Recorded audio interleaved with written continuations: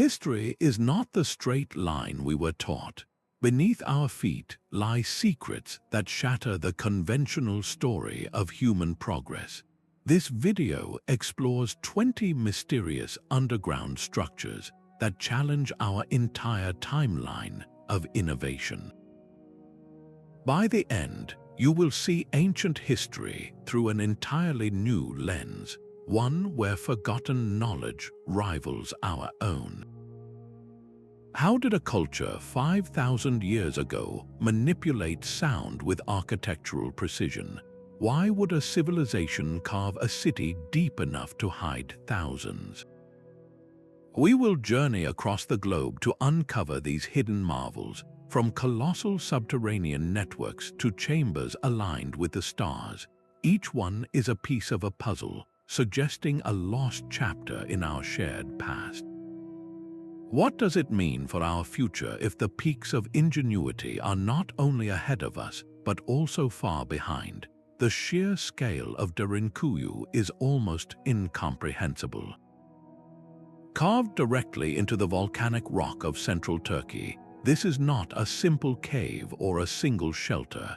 It is a multi-level metropolis descending deep into the earth, a labyrinth of tunnels, staircases, and chambers capable of housing thousands of people along with their livestock and supplies. This was a city in every sense of the word, complete with living quarters, storage rooms, stables, wineries, and even places of worship. A sophisticated ventilation system channeled fresh air to the deepest levels, while massive, circular stone doors weighing hundreds of kilograms could seal off entire sections from the outside world. The question that immediately confronts any visitor is not just why it was built, but how. How did a civilization, traditionally dated to the time of the Phrygians around the 8th or 7th centuries before the Common Era, accomplish such a monumental feat of engineering without the technology we assume is necessary? The planning alone required a breathtaking foresight, anticipating needs for air, water, security, and community life entirely underground. This was not a rushed hideout, but a carefully designed habitat intended for long-term survival. It stands as a powerful challenge to the idea that large-scale, complex engineering is a hallmark only of more recent history. The ingenuity on display here suggests a level of architectural and urban planning knowledge that we are only just beginning to appreciate. And as we will see, the mystery of advanced ancient subterranean construction is not confined to a single region. Our journey now takes us across the globe to South America, where another vast network of tunnels hints at connections that span continents. Deep beneath the sun-baked island of Malta lies a world of profound silence and echoing sound, the Hypogeum of Hal Saflieni. This is not a natural cave system, but a sprawling, three-level temple complex meticulously carved from solid limestone more than 5,000 years ago. While it served as a final resting place for thousands of individuals, its function was far more complex than a simple tomb. The Hypogeum is an architectural marvel, a place where the very stone seems to hold a secret knowledge of vibration and resonance. Within its labyrinth of chambers and halls, specific rooms possess extraordinary acoustic properties. A voice spoken in one of the so-called oracle room can be heard throughout the entire complex. A low chant can create vibrations that are felt physically, and certain frequencies resonate with an almost supernatural clarity. This was not an accident. The shaping of these chambers, the angles of the walls, and the curvature of the ceilings all point to a deliberate and sophisticated understanding of sound engineering, a science we would not formally recognize for millennia. The mystery deepens with the discovery of intricate artwork, spirals painted in red ochre that swirl across the ceilings, symbols whose meanings are lost to time. How did these ancient builders, working with rudimentary stone tools, achieve such precision? They moved massive blocks and constructed perfect corbelled arches entirely underground. a feat of engineering that would challenge modern builders even with our advanced technology. What was the purpose of this sacred soundscape? Researchers suggest these acoustic effects were integral to the rituals performed here, perhaps used to alter states of consciousness, to communicate with the unseen, or to create an immersive spiritual experience for the community. The Hypogeum stands as a silent, powerful testament to a culture that mastered both stone and sound in ways we are only beginning to decode. This ancient pursuit of perfect acoustics finds a startling parallel in a structure halfway across the world, a place where the mountains themselves were tuned to sing. High in the Andes Mountains of Peru, the stone temples of Chavín de Huántar conceal a sophisticated network of underground passages. Within this labyrinth, a remarkable auditory illusion was engineered. At its heart lies the Lanzón, a towering, blade-like monolith carved with the image of a supernatural being, hidden deep within a cross-shaped chamber. The true magic of this place is not just in its carved stone, but in the air itself. Priests would sound a conch shell trumpet, known as a pututu, and that single note would travel through a meticulously designed system of stone ducts and ventilation shafts. The sound would emerge not as a muffled echo, but with amplified clarity, seeming to emanate from the walls and the very statue of the deity. For a follower standing in the dark, echoing galleries, the voice of the god would feel everywhere at once, an invisible and omnipotent presence. The psychological power of this experience is difficult to overstate. It transformed a human ritual into a direct encounter with the divine. How did the builders of Chavín, over 2,000 years ago, achieve this feat? They were not merely stacking stones, they were shaping the behavior of sound waves with the precision of a modern concert hall designer. They understood resonance, reflection, and amplification long before these concepts had names. This was not accidental architecture, it was a deliberate fusion of spiritual theater and advanced acoustic science. The priests were indeed masters of their environment, using engineered sound to inspire awe and unite their community. This intentional manipulation of a physical force to serve a cultural purpose reveals an innovative spirit that rivals any modern invention. It forces us to ask what other knowledge of the natural world has been lost to time. From the engineered echoes of the Andes, our search for lost innovation leads us to the silent, sandy depths beneath Egypt. The engineered echoes of Chavín fade into a different kind of silence, one found deep beneath the sands of Saqqara. Here, far from the living temples above, lies a corridor of impossible weight. The Serapeum is an underground gallery of sheer, staggering precision. Carved from the living bedrock, its long, straight tunnels house a series of colossal boxes, each crafted from a single block of granite. The scale is difficult to grasp. Each of these sarcophagi weighs more than 70 tons, the equivalent of a fully loaded semi-truck. But it is not their mass that truly baffles the mind, it is their finish. The surfaces are flawlessly smooth, the corners are perfect 90-degree angles, and the interiors are hollowed out with a consistency that seems machined. To run a hand along the edge is to encounter a geometry so precise it feels anachronistic. The traditional explanation holds that these were the final resting places for the sacred Apis bulls, revered animals interred with great ceremony during the New Kingdom period over 3,000 years ago. Yet for many who study the stones themselves, a profound question remains. How did artisans of the Bronze Age, with tools of copper, stone, and wood, achieve this level of perfection on a material as brutally hard as granite? The logistical chain alone is staggering, quarrying a 70-ton block, transporting it miles across the desert, lowering it into a narrow underground tomb, and then working it with such exactitude seems a Herculean task even with modern technology.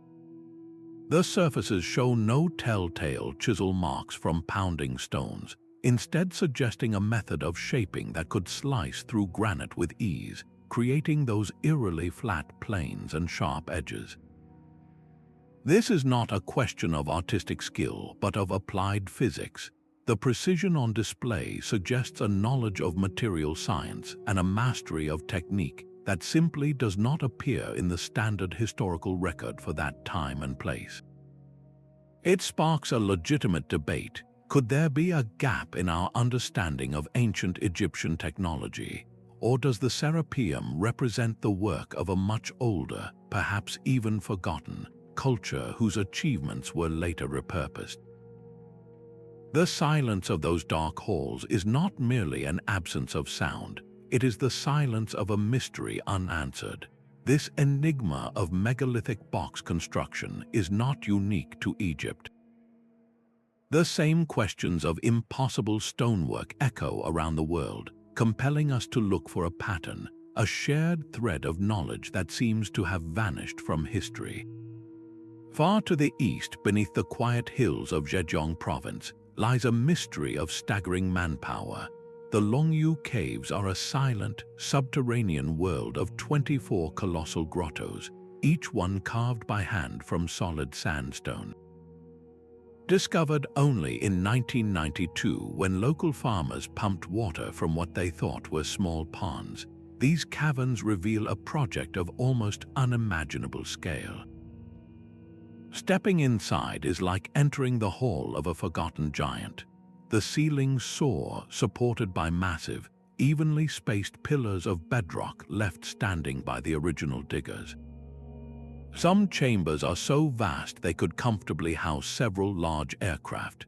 Every single surface, from the towering walls to the immense pillars, is covered in a uniform, mesmerizing pattern of parallel chisel marks, running in disciplined, diagonal lines across the stone. This is not rough excavation. This is a deliberate, artistic, and systematic finishing technique applied to an entire underground complex. The sheer volume of labor involved defies belief. Conservative estimates suggest that moving the million cubic meters of rock excavated here would have required the continuous work of 1,000 people, day and night, for more than 6 years.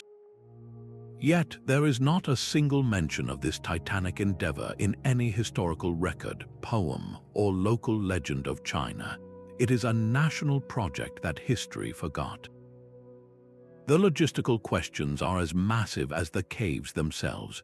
Where did all that excavated sandstone go? A mountain's worth of material simply vanished without a trace. What tools could have achieved such uniform patterning on such a hard stone? And most perplexing of all, why? Why would any ancient society commit such phenomenal resources to carve out these breathtaking, yet seemingly empty, underground halls? There are no artifacts, no inscriptions, no clear signs of habitation, worship, or storage.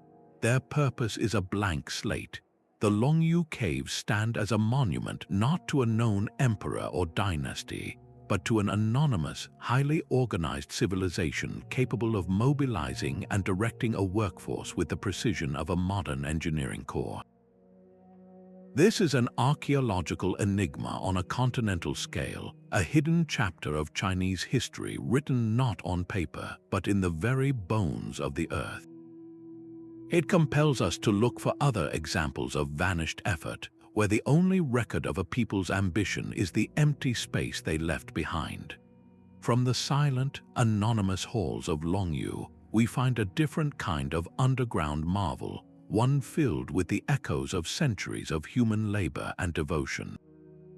The Wieliczka salt mine in Poland is a labyrinth of astonishing beauty, a place where the very air tastes of history. For over 700 years, from the 13th century until 2007, miners carved a staggering 9-level deep city from solid salt deposits. This was far more than an industrial operation. It was a subterranean society, Deep within the earth, these miners, doubling as unsung artists and engineers, sculpted entire chapels, intricate statues, and even glittering chandeliers from the rock salt around them. Their masterpiece is the Chapel of St. Kinga, a breathtaking cathedral-sized chamber where every element, from the altarpieces to the floor tiles, is meticulously carved from salt. The scale of this artistic endeavor is matched only by the mine's engineering. Medieval miners developed sophisticated ventilation systems to bring fresh air to the deepest levels and designed complex timber supports to ensure structural integrity for generations. How did they achieve such sustainable mastery underground, creating a habitat that remained stable and functional for hundreds of years? The Wieliczka salt mine represents a profound, long-term dialogue between humanity and the deep earth, a relationship built not just on extraction, but on reverence, creativity, and an innovative spirit that transformed a workplace into a legacy. This remarkable fusion of daily industry and sacred art challenges our narrow view of medieval capabilities, revealing a culture that invested its heart and soul into the darkness, leaving behind a glittering testament to human resilience. Yet not all underground constructions were born from such peaceful devotion. Some were forged in the fires of absolute necessity, carved not for art or ritual, but for the stark purpose of enduring the unthinkable. Sometimes the greatest innovation is born not from peace, but from the urgent need to survive. In the dense jungles outside what was once Saigon, another underground world was carved, not from ancient belief but from modern conflict. The Cu Kai tunnels of Vietnam represent a staggering feat of wartime engineering, a multi-level subterranean city built entirely in secret by Viet Cong forces. This was no simple network of foxholes. It was a fully functional base hidden beneath the earth, complete with living quarters, field hospitals, command centers, and even workshops for repairing weapons and crafting makeshift explosives. Stretching for over 120 miles in some estimates, the tunnels turned the very ground into a strategic weapon. The entrances were masterpieces of concealment, often hidden beneath termite mounds or even underwater, requiring soldiers to submerge and navigate a submerged passage to gain entry. The tunnels themselves were narrow, often only wide enough for a single person to crawl through, and were deliberately constructed with sharp turns and sudden drops to confuse any intruder. More chilling were the defenses, an array of camouflaged pits and simple but effective traps designed to protect this hidden world. Yet, perhaps the most ingenious innovation was one of basic life support. To avoid detection from soldiers above and from aircraft, engineers designed a ventilation system that pulled fresh air through discreet, disguised shafts that looked exactly like the natural termite mounds found throughout the jungle. This allowed thousands of people to live, work, and plan underground for extended periods, invisible to the overwhelming technological advantage arrayed against them. The success of Cu Kai forces us to redefine innovation. It was not about superior machinery or digital networks, but about profound strategic adaptation. It was about using intimate knowledge of the local environment to negate the power of bombs and surveillance. A small, determined force leveraged the earth itself to withstand a military giant, proving that human ingenuity under extreme pressure can reshape the very rules of engagement. This modern example of underground warfare, born from 20th century conflict, echoes a timeless defensive principle. It resonates strangely with the ancient, deep shelters like Derinkuyu, suggesting that the instinct to go underground for protection and the cleverness required to do it successfully is a thread woven deep into the human story. From the jungles of Southeast Asia, our search for these hidden threads leads us to a very different landscape where the earth was shaped not for war, but for a mystery wrapped in cosmic alignment. Beneath the elegant Georgian facades and bustling streets of Edinburgh lies a buried chapter of the city's own story. The South Bridge vaults are not ancient crypts, but a more recent kind of time capsule, sealed in shadow for over a century. When the bridge was completed in 1788, it was a celebrated feat of engineering, spanning the Cowgate Valley with 19 stone arches. But within those arches, a hidden world was constructed, a series of around 120 chambers built directly into the bridge's infrastructure. Initially intended as storage workshops and taverns for reputable tradespeople, the fate of these vaults took a dark turn. As the city expanded above, the chambers below, perpetually damp and poorly ventilated, were abandoned by businesses and gradually descended into one of Edinburgh's most notorious slums. The poorest residents, along with illicit workshops and unsanctioned taverns, moved into the dripping, lightless spaces, creating a stark underground contrast to the Enlightenment city flourishing overhead. The engineering that created these rooms was sophisticated, yet the conditions within represented a profound urban failure, a hidden hardship festering in the heart of a modern capital.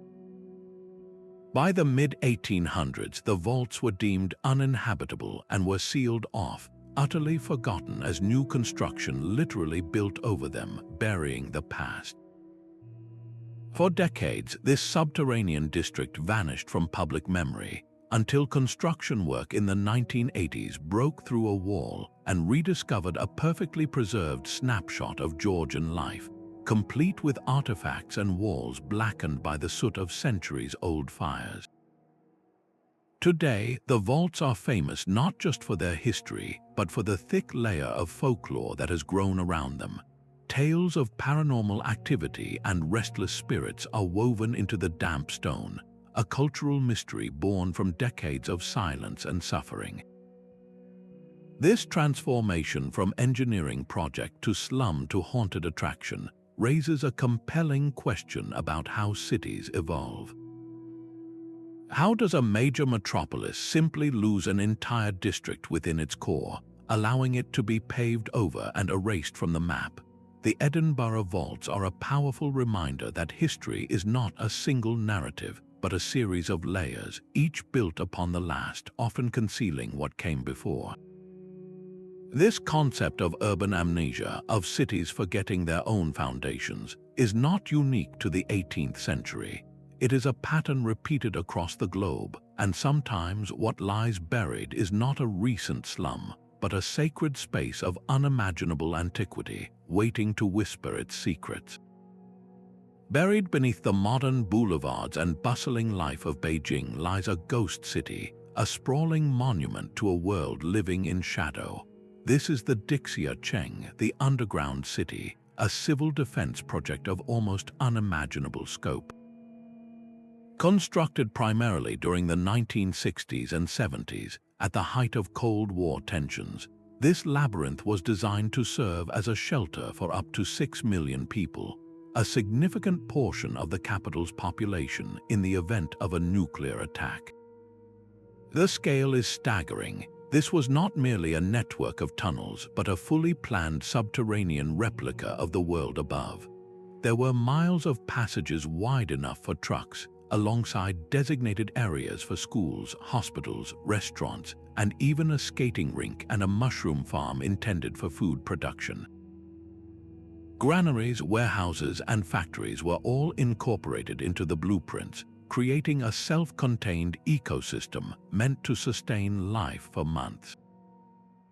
The resources poured into this project were immense, reflecting a specific, chilling moment in history when the drive for innovation was fueled entirely by the fear of total annihilation.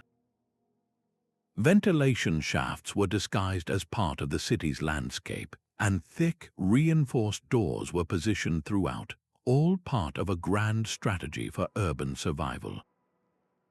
Today, with that immediate threat receded, the Dixia Cheng exists in a strange limbo. While its existence is officially acknowledged, large sections have been sealed off or repurposed for more mundane uses like storage or shopping corridors. The grand theaters and clinics sit silent, a time capsule of 20th century anxiety preserved in concrete and dust. This abandoned city within a city forces a difficult question. What does it reveal about our innovative spirit when it is driven by fear rather than curiosity or spiritual pursuit? The Dixia Cheng stands as a powerful, sobering relic of a time when humanity's greatest engineering efforts were dedicated not to reaching for the stars, but to hiding from them. It is a modern echo of the ancient impulse we saw in Derinkuyu and Kukai, the timeless need to seek sanctuary in the earth. Yet this protective instinct can manifest in ways far more mysterious than bunkers and bomb shelters, leading us to a structure so enigmatic that its very purpose remains one of history's greatest puzzles. A city built upon a city, not in layers of ruins but in a hollowed-out void. High on its volcanic plateau, the picturesque Italian town of Orvieto is famous for its dazzling cathedral. Yet the true wonder lies beneath the cobblestone streets. Here, in the soft tufa rock, a second, inverted city exists, a labyrinth of over 1,200 tunnels, chambers, and shafts carved across 2.5 millennia. This is not a single project with a single purpose, but a living, breathing archive of underground adaptation. It began with the Etruscans, the mysterious predecessors to the Romans, who first descended into the stone. Their primary concern was survival, carving deep, bottle-shaped wells to reach the water table far below, ensuring the hilltop fortress could withstand any siege. They also created cool, stable cellars for storing food and wine, mastering the art of preservation within the Earth's constant temperature. This foundational work established a tradition, a blueprint for using the space beneath one's feet. As centuries passed, new inhabitants did not discard this hidden world, they expanded it. Medieval residents carved out spaces for crafting, for keeping livestock, and even for breeding pigeons, a valuable source of food. Renaissance workshops and ornate olive press rooms were added, their ceilings blackened by the smoke of industry. The sheer continuity is the marvel. How did generation after generation dig new tunnels, enlarge existing chambers, and create multi-level complexes without triggering a catastrophic collapse of the city above?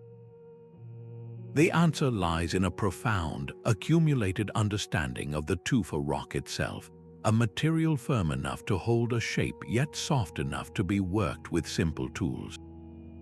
This was sustainable engineering on a centuries-long scale.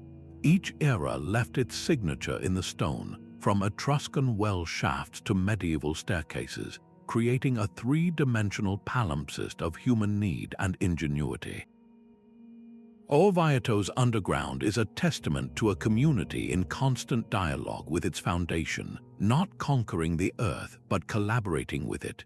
This concept of a long-term, multi-generational project, where knowledge is passed down and built upon, challenges the notion of history as a series of disconnected peaks. It shows innovation not as a sudden flash, but as a slow, steady flame, carefully tended across ages. It prompts us to wonder what other continuous traditions of building, now forgotten, once shaped the ancient world from the ground up. Beneath the quiet streets of a Canadian prairie city lies a hidden network of passageways that tell a very different story of the frontier. The tunnels of Moose Jaw, Saskatchewan, connect to the basements of downtown buildings, forming a clandestine world built for survival on the margins. While their complete history is a subject of ongoing debate, local folklore and emerging evidence paint a compelling picture of their dual life. During the era of Prohibition in the 1920s, these passages are said to have been a conduit for smuggling alcohol, a shadow economy operating literally beneath the feet of the authorities. But their use may have begun even earlier, offering a covert refuge and living space for Chinese immigrants who faced significant hardship and restrictive policies. In the damp, confined darkness, an innovative community found a way to exist just out of sight. These tunnels are more than just empty corridors. They are an archive of unofficial history, preserving the narratives of those who operated in the spaces between the lines of the law and the edges of accepted society. They remind us that innovation is not always about grand monuments, but sometimes about the quiet, clever solutions carved out of necessity. This hidden world of social and economic adaptation gives way to a place of a very different nature, where the underground was shaped not for concealment, but for a direct connection to the cosmos. The soft limestone beneath the island of Malta holds more than one ancient secret, while the Hypogeum of Hal Saflieni speaks from a far deeper past. A later chapter of subterranean innovation unfolds in the catacombs of Rabat. Here, in the early centuries of the Common Era, a different community turned to the earth, not for ritual acoustics, but for sanctuary and sacred memory. The Maltese catacombs, like those dedicated to St. Paul and St. Agatha, are intricate cities of the departed. They are far more than tunnels of graves. These are expansive, multi-level networks with private family burial chambers branching off from central corridors, all carved with meticulous care. Within these quiet spaces, you find elaborate table tombs carved directly from the living rock, where loved ones would be laid to rest. You find agape tables, low stone platforms where the community would gather for quiet funeral feasts to honor those who had passed. And on the walls, faded but still poignant, are some of the earliest Christian frescoes in the region, depicting symbols of hope and resurrection. This was a comprehensive response to both necessity and faith. During times when open worship carried risk, the catacombs provided a hidden place for community and ceremony, a sacred space where art and tradition could be preserved underground. The layout itself reveals a sophisticated social structure. The clustering of tombs suggests family units, while the design of the wider network shows careful planning for movement, gathering, and the ongoing cycle of memorial. How did these early communities, likely without centralized authority or vast resources, organize to carve such detailed, enduring sanctuaries? It speaks to a powerful, collective drive where innovation in stone was fueled by spiritual conviction and the deep human need to care for one another, even in loss. The catacombs stand as a profound testament to how cultural identity can be woven into the very fabric of the earth, creating a legacy of resilience written in limestone and pigment. This spiritual impulse to shape the underground reaches a staggering scale in a place where faith moved literal mountains, carving not just chambers but entire churches from the heart of the stone. The deep ocean holds its secrets close, but off the coast of Japan's Yonaguni Island, the sea has given up a riddle written in stone. Lying just below the waves rests a colossal formation known as the Yonaguni Monument, a sprawling complex of terraces, platforms, and sheer cliffs that descend into the abyss. Its features are startlingly geometric. You can trace what look like massive steps leading to wide plazas, see sharp, 90-degree angles where rock meets rock, and follow long, straight channels that seem too uniform to be the work of chance. For decades, this underwater enigma has divided experts. Geologists point to the powerful currents and natural sandstone fracturing, arguing that the monument is a spectacular but entirely natural geological formation. Yet other researchers counter with the sheer precision of the architecture. They ask, can nature alone create such perfect staircases and symmetrical terraces? The two flat, parallel platforms, the twin monoliths that stand like sentinels, and the triangular-shaped pool all suggest a design, a purpose that goes far beyond random erosion. If these features were carved by human hands, the implications are staggering.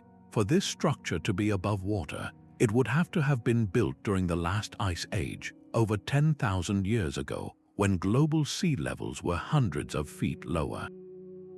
This timeline places its potential construction in a period mainstream history describes as one of simple hunter-gatherers, not complex builders capable of shaping entire landscapes. Does Yonaguni stand as a sunken relic of a forgotten coastal civilization, a society whose achievements were swallowed by the rising oceans at the end of the Ice Age? It is a ghost from a lost epoch, challenging not only our timeline of innovation but the very map of prehistoric human settlement. From this sunken mystery, we return to solid ground and a structure of such immense age that its origins are almost as obscure as those of the monument beneath the waves. Within the silent, echoing chambers of the Hypogeum, a small, fired clay statue offers a whisper from the people who mastered sound and stone. She is known as the Sleeping Lady, a terracotta figurine no larger than a hand, depicting a woman in a deep, peaceful repose. She reclines on a couch, her form full and lifelike, her face bearing an expression of serene tranquility. This is not a grand monument, but a profoundly intimate artifact. Her very presence in this deep, resonant sanctuary suggests that the temple builders held complex beliefs about the transition from life, viewing it not with fear, but as a state of restful slumber. The care taken in her creation, from the detailed rendering of her posture to the polished surface of the clay, speaks of a culture that valued artistic expression as a vital part of their spiritual practice. Archaeologists see in her a possible symbol of a mother goddess watching over the cycle of life and death, or a representation of the soul's eternal sleep. She embodies a symbolic language, a way of conveying deep philosophical concepts through art. This small statue fundamentally changes our perspective on the Hypogeum. It connects the staggering acoustic engineering of the temple to the human emotion it was meant to evoke. Innovation here was not just about moving rock and shaping sound waves. It was about crafting an entire experience for the community, one that comforted the living and honored those who had passed with a vision of peaceful rest. The Sleeping Lady reminds us that the greatest mysteries of these ancient sites are not just in how they were built, but why. What deeper understanding of existence did they wish to impart to future generations? This fusion of artistic vision and architectural purpose is a thread that runs through many of these enigmatic structures, revealing a universal drive to make the invisible world tangible. The City of Light has a foundation built of darkness. Beneath the grand boulevards and elegant parks of Paris lies a parallel world, a silent empire of stone and bone known as the Catacombs. This is not an ancient tomb, but an 18th century solution to a very modern crisis. As the city above swelled with life during the Enlightenment, its cemeteries swelled beyond capacity, creating unbearable conditions that threatened the health of the living. The innovation here was not in spiritual architecture, but in radical urban sanitation. The city's administrators made a monumental decision. They would empty the overflowing churchyards and transfer the remains of the departed into the abandoned limestone quarries that riddled the city's foundations. What followed was a logistical operation of breathtaking scale and macabre order.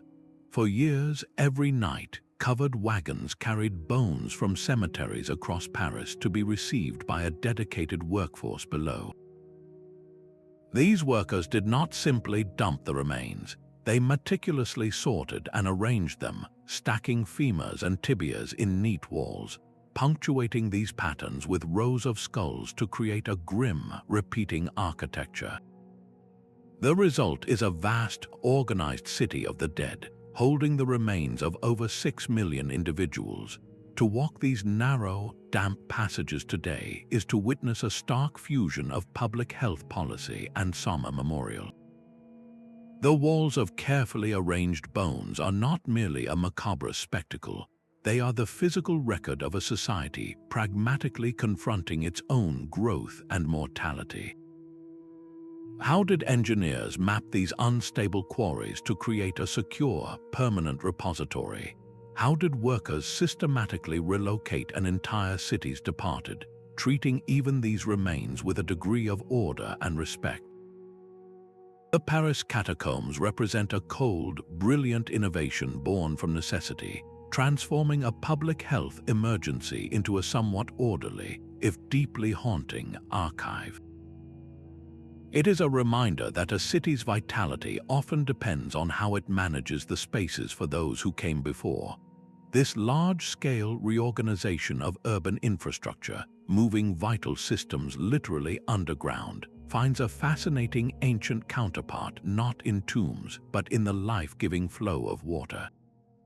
While Paris built its silent city from bone, another civilization shaped the earth for a very different kind of sustenance, life-giving water. In the blistering, rainless expanse of Peru's Nazca Desert, survival itself was an act of profound innovation. Here, the Nazca people did not just endure their environment, they conversed with it, coaxing a hidden bounty from beneath the parched ground. Their solution was the Puquios, a network of spiral-shaped aqueducts and underground canals that transformed one of the most hostile places on Earth into a cradle of civilization. These are not simple wells. Picture a stone-lined tunnel, gently sloping deep into the earth to tap into a subterranean aquifer. Above ground, the access point is marked by a magnificent corkscrew-shaped ramp descending in a wide spiral, a design that served a brilliant dual purpose. The spiral form allowed workers to easily descend for maintenance and cleaning, while also cooling the air and preventing precious evaporation under the relentless sun. From these access points, the water flowed through miles of underground filtration galleries, channels built with precisely fitted stones that allowed water to seep in while filtering out sand and debris. This gravity-fed system delivered a constant, clean supply directly to the surface, where it could irrigate fields and sustain settlements. The sophistication is breathtaking. How did the Nazca, without modern geology or drilling equipment, know exactly where to dig to find these hidden water tables? Their knowledge of the landscape's hydrology must have been intimate, likely passed down through generations of observation. They understood that the desert wasn't barren, but a reservoir waiting to be unlocked. This sustainable mastery had a direct and visible consequence. It made the famous Nazca lines possible.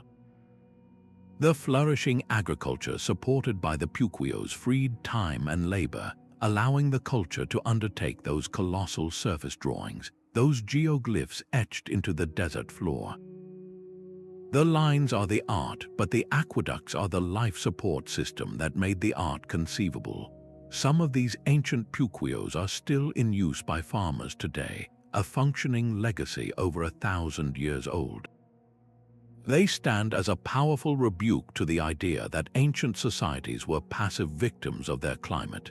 Instead, the Nazca were active hydrological engineers, demonstrating that true innovation often lies not in dominating nature, but in listening to its hidden rhythms and forging a partnership with the earth.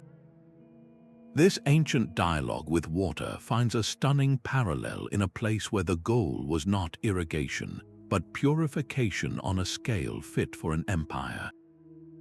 The quiet, life-giving pulse of the Puquios finds a grand and ancient echo in the heart of the Persian Empire. Here, in a landscape defined by sun and thirst, engineers mastered the art of coaxing rivers from the deep earth. These are the Qanats, a network of underground channels that transformed barren plains into fertile gardens, fueling civilizations for millennia. The principle was one of elegant simplicity, yet its execution was a monumental feat of collective will. It began with the discovery of a water-rich aquifer at the base of a mountain. From this mother well, a gently sloping tunnel was carved, mile after mile, descending with a gradient so precise that water would flow effortlessly by gravity alone, all the way to the surface of the arid plains below. To build this subterranean river, workers dug a line of vertical shafts from the surface down to the tunnel level, each one a conduit for removing excavated material, and crucially for providing air and future access for maintenance. From above, these shafts appear as a line of craters, like a chain of breathing holes for a hidden serpent of water stretching across the desert. The scale of this communal investment is almost unimaginable. A single Qanat could be dozens of miles long with thousands of access shafts, a project demanding the coordinated labor of an entire community, a shared endeavor that could span multiple generations. This was not a task for a single ruler, but for a society united by the fundamental need for water. How did this technology facilitate the growth of empires? The answer flows directly from its purpose, by creating a reliable, year-round water source in the most unforgiving environments. The Qanat made permanent settlement and large-scale agriculture possible. Oasis cities blossomed in the desert, becoming hubs of trade, culture, and power. The Persian Empire itself was watered by these hidden veins, its wealth and stability rooted in this sustainable hydraulic network. The knowledge spread along the Silk Road from China to North Africa, adapting to deserts and cultures for over 3,000 years. Remarkably, many of these ancient systems are still in use today, a testament to an engineering philosophy that worked in harmony with gravity and geology, not against them. It stands as a profound lesson in long-term thinking, where the true measure of innovation is not just its immediate impact, but its endurance across centuries. This mastery of a vital element underground paved the way for empires to rise. Yet, the same innovative spirit that tamed water would soon be directed toward harnessing a far more volatile and destructive force. Those massive stone doors were not merely barriers, they were the central feature of a brilliant defensive system. The underground cities of Cappadocia, like Derinkuyu and Qanats, were not just places to hide, they were architectural fortresses designed with a military strategist's mind. Imagine a corridor deep within the earth. At its end is a circular slab of stone over a meter in diameter and weighing as much as half a ton. This is not a door that swings on hinges. It is a massive plug carved from volcanic rock that rolls within a carefully grooved track. From the inside, a few people could easily pivot it into place, sealing the passage completely. But the genius is in the detail. The door could only be opened and closed from the inside, and a small, central peephole allowed defenders to monitor the corridor beyond without exposing themselves. These doors were positioned at critical choke points throughout the labyrinth, allowing inhabitants to seal off entire sections of the city, compartmentalizing any breach. The defense went deeper than just doors. The ventilation shafts, those lifelines bringing fresh air from the surface, were also part of the security plan. In the event of an attack, these shafts could be capped or blocked, preventing an enemy from using them to introduce smoke or poison into the complex. Communication between levels was maintained through narrow, vertical shafts that could be used to pass messages or supplies without needing to unseal major corridors. This was a society that had thought through every contingency. What does this extraordinary level of preparedness reveal about their world? It speaks of a people facing significant, recurring threats, likely from invading armies or raiding parties sweeping across the Anatolian plateau.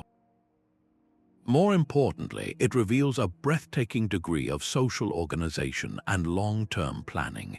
Designing, carving, and implementing such an integrated defense required not just skilled engineers, but a unified community with a shared purpose for survival.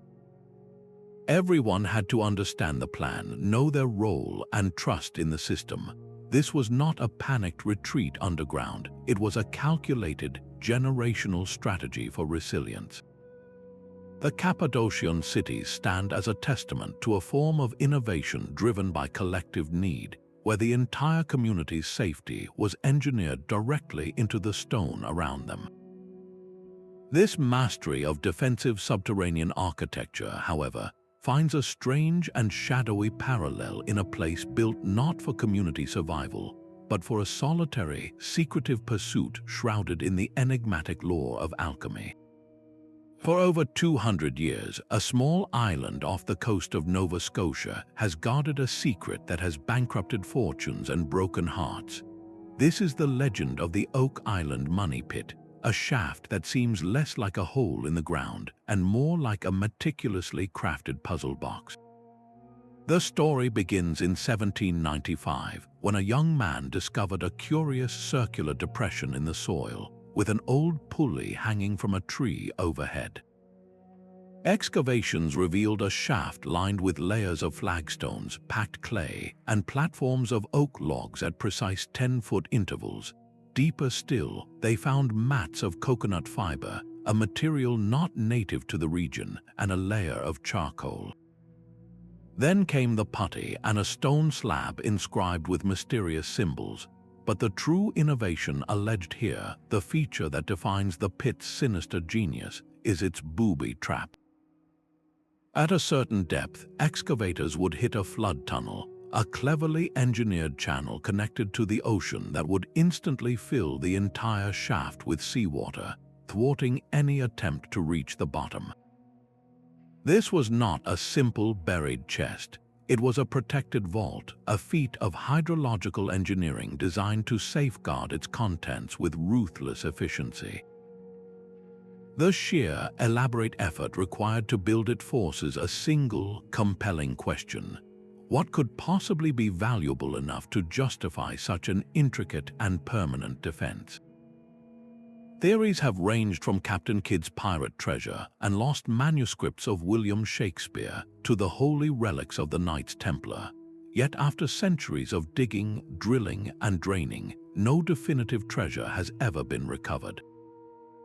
The real innovation of the Money Pit may not be in what it hides, but in what it represents, a masterpiece of obfuscation. It is a monument to the art of keeping a secret, using the landscape itself as a lock. The relentless, generations-long pursuit of this mystery reveals less about historical pirates and more about our own enduring fascination.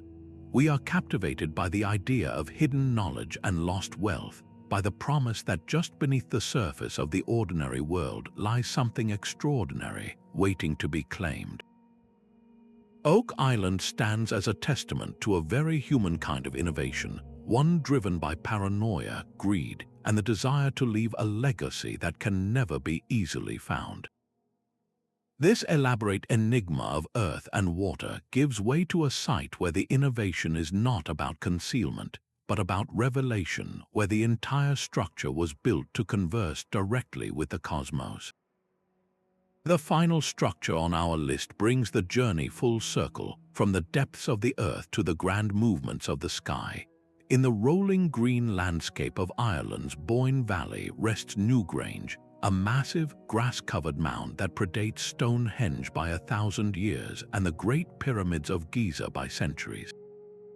Built over 5,000 years ago by a Neolithic farming community, this is a passage tomb of breathtaking ambition. From the outside, it appears as a great, rounded hill, but its true genius is hidden within and revealed by the cosmos. A long, narrow stone passage leads deep into the heart of the mound, ending in a cross-shaped central chamber with a soaring corbelled roof that has kept the space perfectly dry for millennia. But the architects of Newgrange designed something far more sophisticated than a durable resting place. Above the entrance, a small, rectangular opening known as the roof box was constructed with meticulous care. For most of the year, this slot looks out onto nothing but shadow. but for a few precious minutes at dawn on the winter solstice, the shortest day of the year, a miraculous event occurs. A single, narrow beam of sunlight pierces through the roof box, travels down the long passageway, and floods the inner chamber with a brilliant golden light for precisely 17 minutes before retreating. This is not a happy accident. The alignment required an astonishingly precise understanding of the solar cycle and the skill to translate that knowledge into monumental stone architecture. The entire structure had to be oriented and built to an exact specification that would hold true for generations. How did a society without written records, metal tools, or modern mathematics achieve such celestial precision? It suggests a deep, generations-long tradition of sky watching, where knowledge of the sun's rebirth was sacred enough to be encoded permanently into the landscape. The mound itself is encircled by massive curbstones, many carved with intricate, swirling spirals, concentric circles, and diamond shapes. This mesmerizing art, carved with stone tools, transforms the site from an engineering feat into a profound spiritual statement. The spirals may represent the cycles of life, death, and rebirth, mirroring the annual journey of the sun that the structure so brilliantly captures. Newgrange stands as a powerful, elegant challenge to any notion of ancient people as primitive stargazers. This was a culture of astronomer priests and master builders who saw a connection between the heavens and the earth so vital that they literally built a mountain to celebrate it.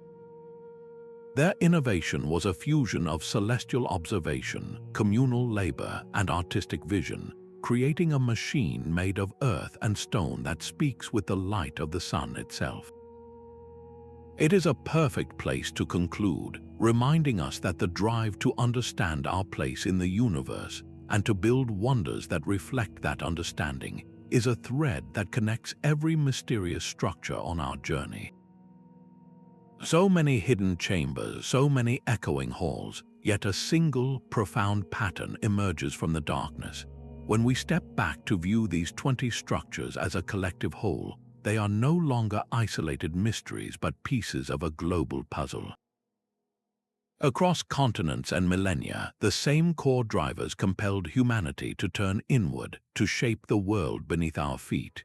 A relentless drive for survival, a profound spiritual need to connect with the cosmos or the afterlife, and a sophisticated, almost intuitive grasp of natural laws. These projects were never random.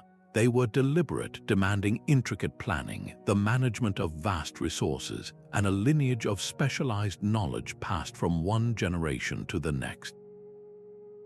The master stonemasons of Malta understood acoustics as a tangible force. The hydrological engineers of Peru and Persia mapped the Earth's hidden veins of water.